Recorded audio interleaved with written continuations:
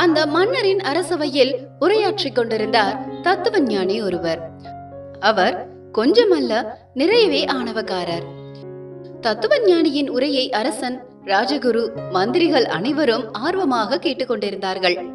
தனது உரையின் நடுவே ஆணவத்தோடு கேள்வி ஒன்றை எழுப்பினார். நான் இப்போது விடுகதை ஒன்றை சொல்ல போகிறேன். அதற்குரிய சரியான விடையை கூறுபவர்கள் யாராக இருந்தாலும் அவர்களுக்கு நான் தலை வணங்குவேன். அப்படி யாரும் சரியான பதிலை கூறவில்லை என்றால் இந்த அரசவையில் உள்ள மன்னரை தவிர மற்றவர்கள் அனைவரும் என் காலில் விழுந்து வணங்க வேண்டும். தத்துவஞானியின் இந்த பேச்சை கேட்ட மன்னன் அதிர்ந்து போனான். தத்துவஞானி என்று கௌரவம் செய்தால் இப்படி தற்பெருமையும் ஆணவமும் நிறைந்தவராக இருக்கிறாரே என்று மனதுக்குள் ஆதங்கப்பட்டான். அதே நேரம் தன்னுடைய அரசவையில் உள்ளவர்களின் ஆற்றலை அறிய இது ஒரு அருமையான வாய்ப்பு என்று எண்ணி அதை பயன்படுத்திக் கொள்ள நினைத்தான். தத்துவஞானியாரே, நீங்கள் உங்களுடைய விடுகதையை கூறுங்கள். அதற்கு இங்குள்ள எவரும் பதில் சொல்லாவிட்டால், ஏன் என்னாலேயே பதில் சொல்ல முடியாவிட்டாலும் கூட நீங்கள் கூறியபடி இந்த நாட்டு மக்கள் அனைவருமே உங்கள் காலில் விழுந்து வணங்குவார்கள் என்று சொன்னான். அந்த தத்துவஞானி மன்னரிடமிருந்து இப்படி ஒரு வார்த்தையை எதிர்பார்க்கவில்லை. ஒருமுறை அங்கிருந்த அனைவர் மீதும் ஏளன பார்வையை வீசிவிட்டு விடுகதையை சொன்னார். ஒரு கதை போலவே இருந்தது அந்த விடுகதை. அந்த அழகான சோலையில் முனிவர் ஒருவர் தவம் செய்து கொண்டிருந்தார். அந்த வழியாக தண்ணீர் எடுத்து வந்து கொண்டிருந்த 3 சகோதரிகள் அவரை பார்த்து விட்டார்கள். கண்மூடி தவம் மேற்கொண்டிருக்கும் முனிவரின் தவத்தை கலைக்க நினைத்த அவர்கள் தங்கள் குடத்தில் இருந்த தண்ணீரை அந்த முனிவர் மீது ஊற்றி கேலியாக சிரித்தார்கள். தவம் கலைந்த முனிவர் அந்த 3 பெண்களையும் அக்கணமே சபித்தார். என் தவத்தை கலைத்த நீங்கள் இந்த சோலையில் மலர் செடிகளாக மாறுவீர்களாக என்று சாபம் கொடுத்தார். 3 சகோதரிகளும் நடுங்கி போனார்கள். முனிவரின் கால்களில் விழுந்து மன்னிப்பு கேட்டார்கள். கண்ணீர் விட்டு கதறினார்கள். அந்த 3 பெண்களில் மூத்தவள், சுவாமி, எனக்கு சமீபத்தில் தான் திருமணம் நடந்தது. நான் வீட்டுக்கு திரும்பவில்லை என்றால் என் கணவர் தவித்து போய்விடுவார். எனக்கு கருணை காட்டுங்கள் என்று கூறி அழுதாள். அவள் மீது முனிவருக்கு கொஞ்சம் இரக்கம் வந்தது. சரி, உனக்கு மட்டும் ஒரு சலுகை தருகிறேன். நீ பகல் முழுவதும் செடியாக இருப்பாய். இரவில் உன் உருவத்தை அடைந்து கணவனோடு இருந்துவிட்டு அதிகாலையில் சூரியன் வருவதற்கு முன்பாகவே இங்கே வந்துவிட வேண்டும். அப்படி விடியும் நேரத்தில் நீ இங்கே வரவில்லை என்றால் கொடூர உருவம் கொண்ட பிசாசு ஆக மாறிவிடுவாய் என்கிற நிபந்தனையோடு அந்த சலுகையை வழங்கினார். அதை அவளும் ஒப்புக்கொண்டாள். அடுத்த நொடியே சகோதரிகள் 3 பேரும் மலர் செடிகளாக மாறி போனார்கள். அந்த மலர் செடிகள் ஒரே மாதிரியாக இருந்தன. அந்த செடியில் யார் மூத்தவள் யார் இளையவள் என்று அடையாளம் காண முடியவில்லை. நாட்கள் நகர்ந்தன. மூத்தவளின் கணவனுக்கு சந்தேகம் வந்துவிட்டது. நம் மனைவி இரவில் மட்டும்தான் வீட்டில் இருக்கிறாள். நான் காலையில் கண் விழிப்பதற்குள் எங்கோ போய்விடுகிறாள். அவள் அப்படி எங்கேதான் போகிறாள் என்று நினைத்தவன் அந்த இரவு நேரத்தில் தன் மனைவியிடம் அதற்கான காரணத்தை கேட்டுவிட்டான்.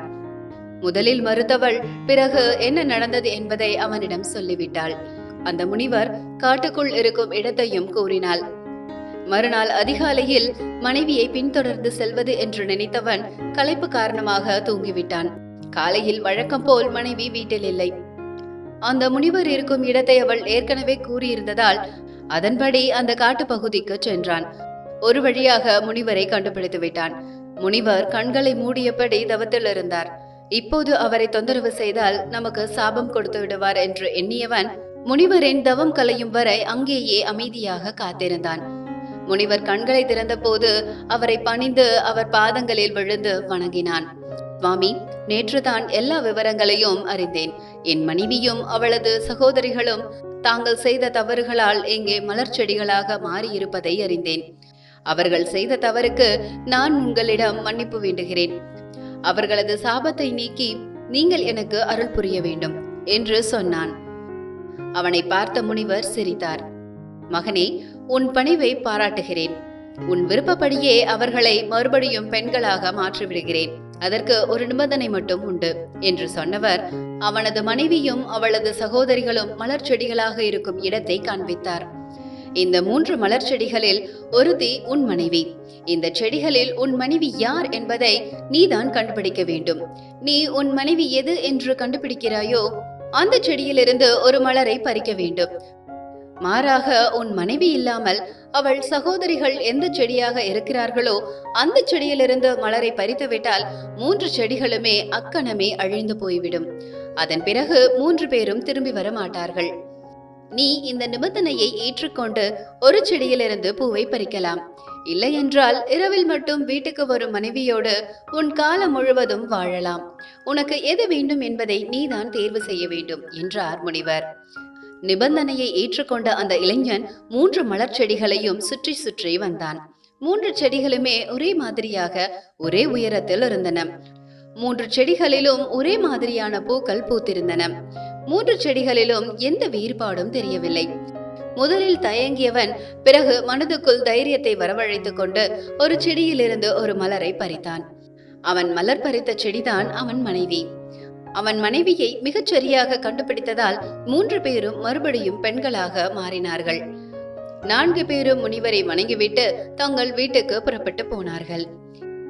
இந்த கதையை அரசவையில் சொன்ன தத்துவஞானி அந்த இளைஞன் தன்னுடைய மனைவி இதுதான் என்று அந்த மலர் செடியை எப்படி கண்டுபிடித்தான்? இதுதான் விடுகதை. இதற்கு விடை தெரிந்தவர்கள் யாராக இருந்தாலும் கூறலாம் என்றார். அவையில் இருந்த அனைவருக்கும் பெரும் குழப்பம். மன்னனுக்கும் பதில் தெரியவில்லை. ராஜகுருவை பார்த்தான்.